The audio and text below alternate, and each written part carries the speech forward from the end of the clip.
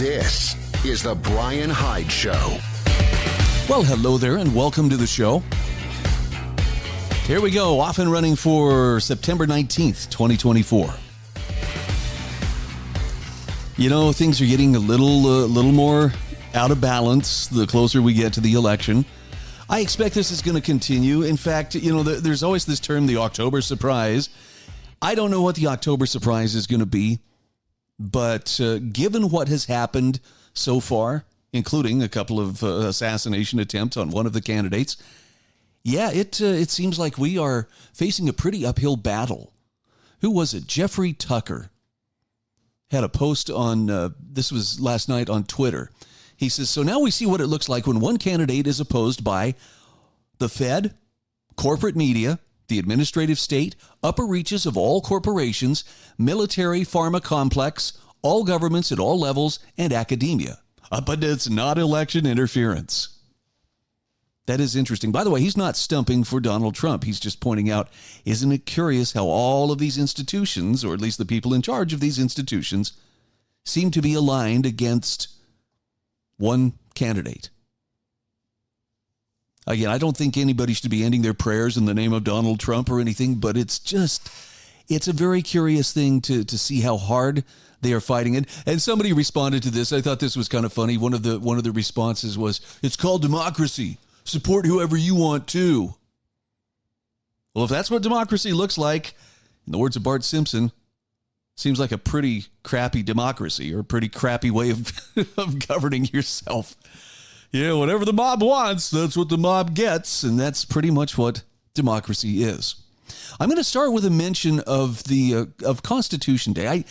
I let this come and pass a couple of days ago, and I really didn't spend a lot of time talking about the Constitution, and I wish that I had maybe spent a little bit more time. I remember when the 200th anniversary of the Constitution rolled around in 1987, and, you know, I was a missionary at the time, so I wasn't super involved in political stuff. I was busy trying to overthrow the world and replace it with the kingdom of God, and, you know, my hands were pretty full at that time. But since that time, I have become a bit of a student of the Constitution, and I am definitely one who appreciates that what the founding generation was able to put together was remarkable. Maybe I think it's safe to say unprecedented in human history. And I don't think we fully appreciate just what that document accomplished in terms of the type of government that it brought together. It wasn't just, you know, well, they threw something at the wall to see what would stick and, you know, this happened to work out. I mean, they drew upon centuries, millennia of learning and philosophy, as well as observation of what worked and what didn't. Well, I'm going to include in today's show notes an article from Dan Sanchez. And let me take just a moment here to kind of wax thankful for individuals like Dan. Dan has been fighting brain cancer for, I believe, the last year, maybe 2 years. He is a remarkable writer and editor for the Foundation for Economic Education. He's a great person, too. I've met Dan in person, and I've followed his work for quite a few years. Very sincere, godly individual, and humble. And even he's one of those guys who, even in the midst of facing, you know, a life-threatening illness, still continues to lift and build and try to learn from his experience and use it as an opportunity to teach people around him. There is no victimhood in his being. So I tell you that just so that you can understand. I have the deepest respect for the guy who wrote this essay. And his essay talks about the philosophy that framed the Constitution. Was it a political football, a romantic relic, or is it something more? And he goes into the background of the Constitution. I know there are those who see it as, well, in fact, politicians today pretty much see it as it's an impediment to whatever it is they want to do. Well, this thing is outdated, it's a relic, and that's their way of saying, I want to do something that I'm not allowed to do, and it frustrates me. So they'd really love to do away with it. It's been keeping Marxists at bay for quite some time. But, you know, those who say, well, it's hanging by a thread. They're not wrong. It is hanging by a thread.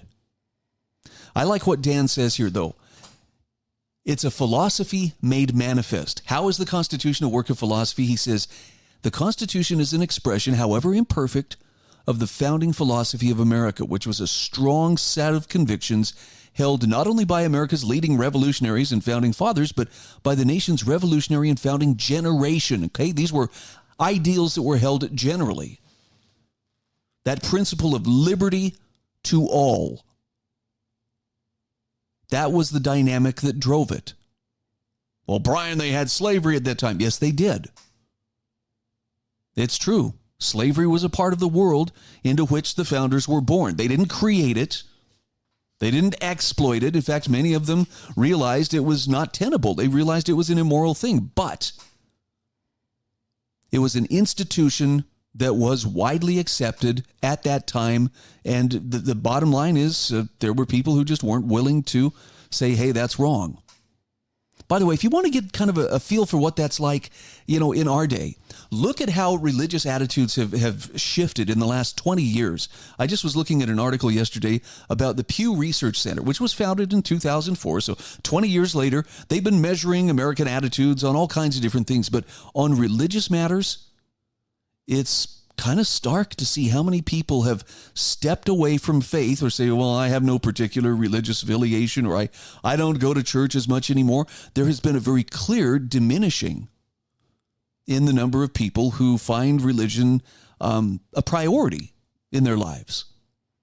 And this may sound like, well, this shouldn't even be related, but at the same time, support for same-sex marriage has gone from, what was it, something like I think it was like 30-something% back in 2004, 31%. It's now at like 64%. And I haven't even mentioned things like, drag queen story hour or pride celebrations everywhere. So when you say, well, the founding generation should have known slavery was wrong and they should have done something about it right then. Look, we know what right and wrong are, and yet we still see pride parades and men in lingerie gyrating and sexually, exposing themselves before kids and trying to do sexually suggestive things in front of children. My sense of right and wrong says that is just sick and wrong. It should not be tolerated. But there's a pretty strong segment of society, and pretty much every institution in society has been captured by those who say, oh no, it's not only good, but if you say something about it, you're a terrible person. So spare me the histrionics about how they should have known slavery was a terrible thing and they should have done something about it, because I promise you there's going to come a point in our future where people will be looking back at us and saying, what the hell were they thinking? How could they have embraced such wickedness or such just demented, perverse ideals? And yet here we are. By the way, if you want to really send a chill up your spine, do a little bit of research into what Weimar Germany was like in the 1930s, prior to the National Socialists coming to power.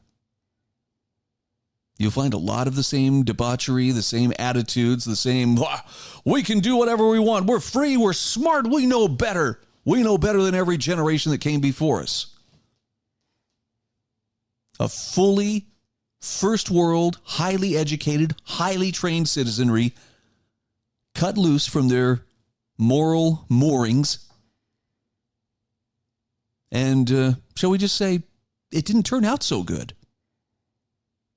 Suddenly they found themselves in a place they never thought they would. I'm not saying that that's exactly what's going to happen to us, but I would say the pattern is pretty clear throughout human history.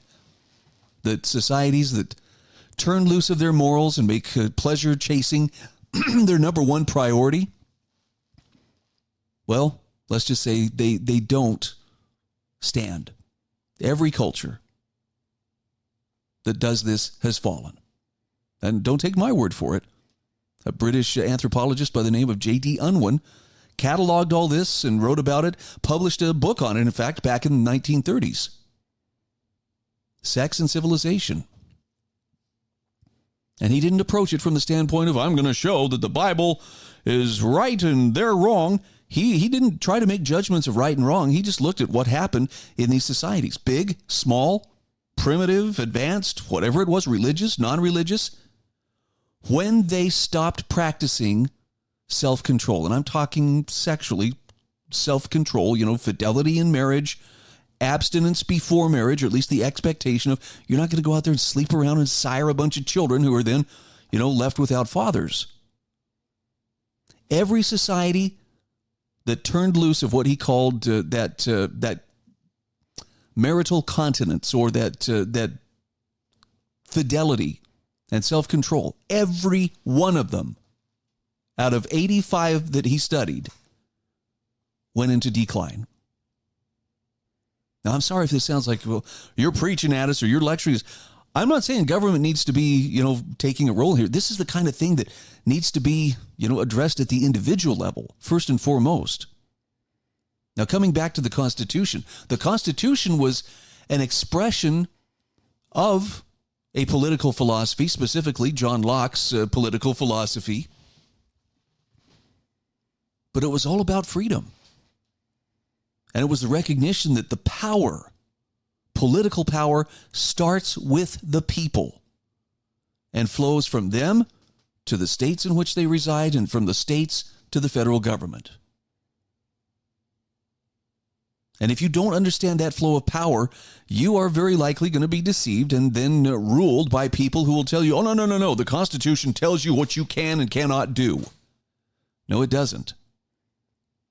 It gives you no rights whatsoever. What it does is it limits government's power over you by defining its function, its form, and the upper limits of its power. Period. Everything else you're supposed to figure out for yourself. Now, I get it. Well, that's a lot of freedom. Well, what if somebody abuses it? That's a good point. And that's why personal morality counts. That's why you have to be capable of controlling yourself. People who commit murder and assault and kidnapping and rape or extortion violate other people's rights. So do those who commit theft or burglary or robbery or trespass or vandalism or fraud. One is against the person, one is against the person's property. And when you choose not to do those things, there's less need for laws to address those kind of violations.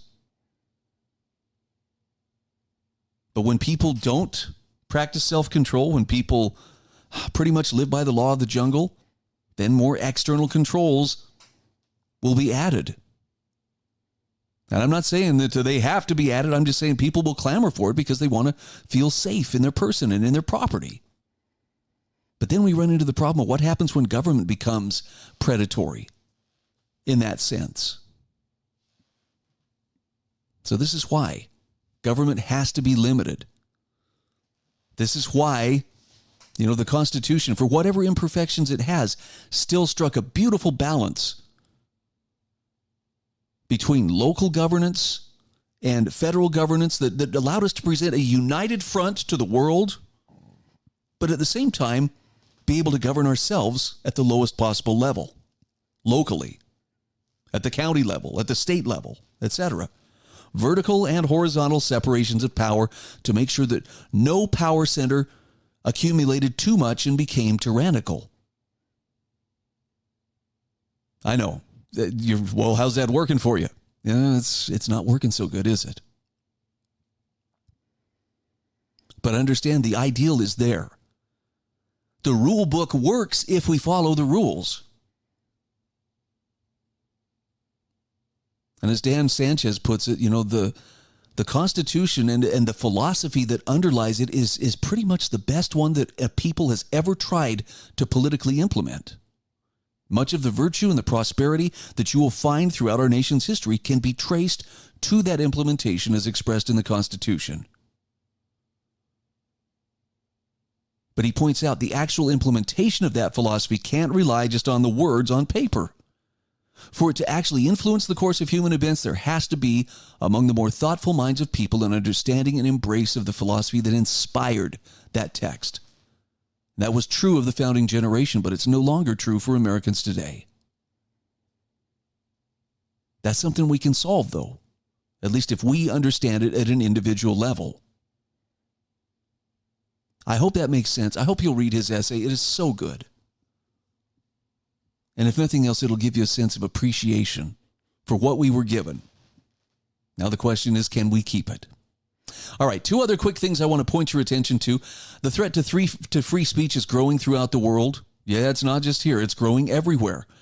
The people who are in control know that people are becoming wise, or people are starting to realize, hey, they say they care about us, or they're pretending that they're doing all this for our good, but they're really not. And so they're cracking down on what they call misinformation. Hillary Clinton earlier this week, people who spread misinformation ought to be jailed, or they ought to be, taken to court civilly, if not criminally. That's pretty bold stuff. And the Doug Casey, who I think is an excellent analyst for things that are going on in the world, says, this might be a very good time to carefully analyze your relation to the state. Now, those of us who've done this or have been doing this for some time have come to the inescapable conclusion the state is our enemy. Well, that's kind of harsh. Yeah, but it's also true. And the solutions that we're looking for so many of the ills that are around us are not going to come from the state. If there was anything I wish we could learn, it's that we're not going to solve all those problems politically. We can solve them culturally, starting as individuals, but politically it ain't going to happen. Because the people in power, it's in their interest to keep those problems alive. Why? Because it's job security. It gives them a reason to say, hey, I see you have problems. Let me be there to save you, and you can thank me as I plunder your money and plunder everything that you do and attack every productive person by taking a portion of what they produce and put it to my use, my enrichment, my control of others. Well, that's a pretty cynical way of looking at things, Bri. It is, isn't it? And yet here we are. I'm totally comfortable with saying that's how it is.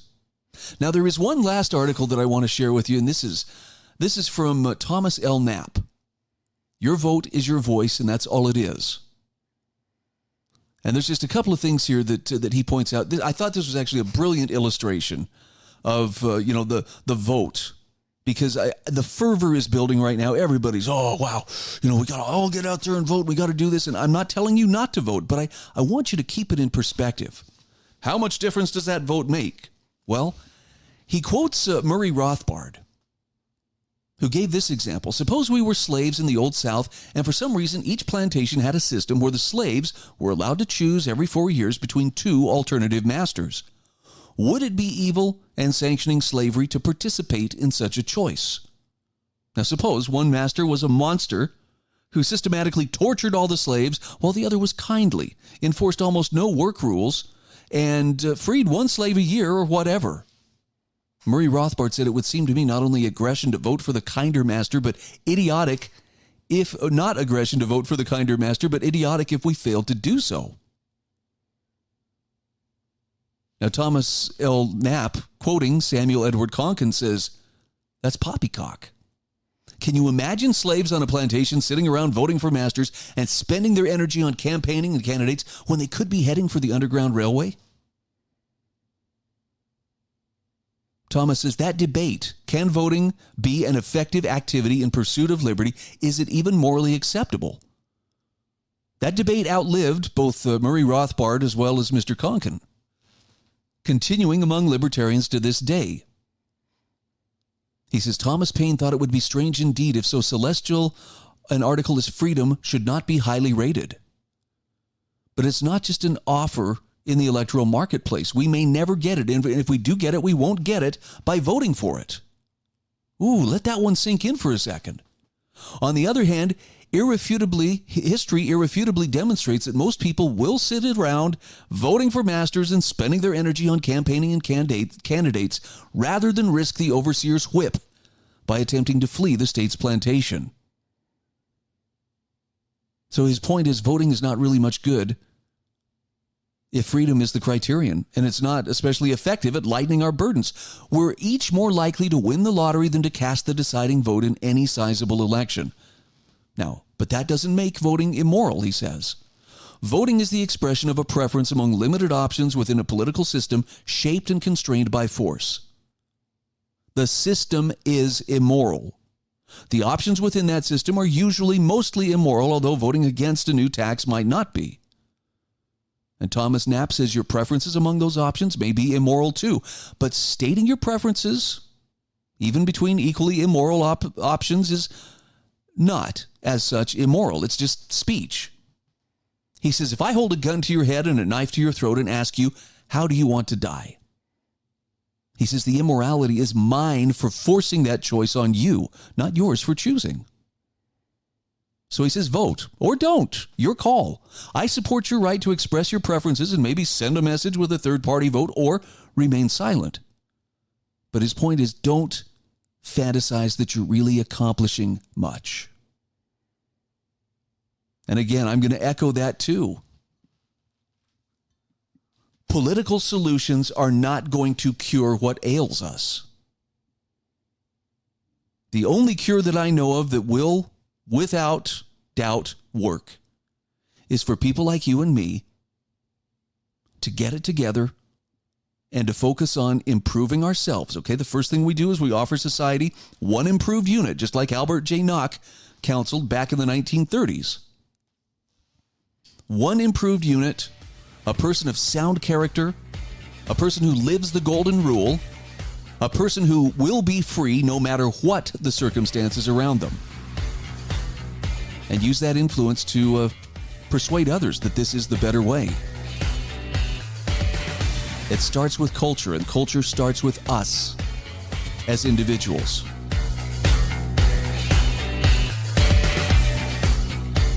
This is the Bryan Hyde Show.